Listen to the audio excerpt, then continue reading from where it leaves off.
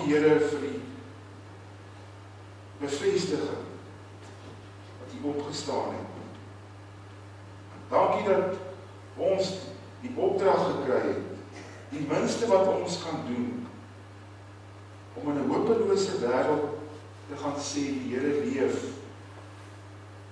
Hy het vir ons nuwe hoop gebring, en nuwe lewe.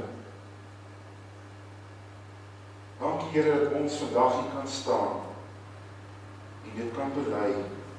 Want ons weet dat ons wat sondaars was, ons wat verkeerd gedoen het in die oë, onsself, ons medemens en U gehaat het, dat ons gevul is met die liefde van God. Die liefde van Jesus, wat gekom het om te dien en te gee. Ja, ons kan onsself lief hê, en ons naaste soos onsself. Gee Here dat ons van hier af dan so sal gaan leef, dat dit sigbaar sal word in ons lewe.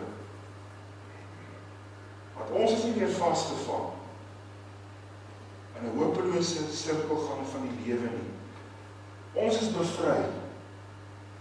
Ja, van bo af het U vir ons die pad oopgemaak. En daarom kan ons ook elke dag die innerlike krag kry om die worstelstryd van die lewe te voer. Dat ons gaan terug en ons sien hoe Jesus gestry het, hoe hy selfs gevra dat die beker verby mag gaan, maar dat hy die volle pad geloop het, sodat ons saam met Paulus kan bely, Here, U genade is vir ons genoeg. Ja, al word ons elke dag gekonfronteer met sonde, met ongeregtigheid, al val ons so maklik terug daarin, U genade is vir ons genoeg.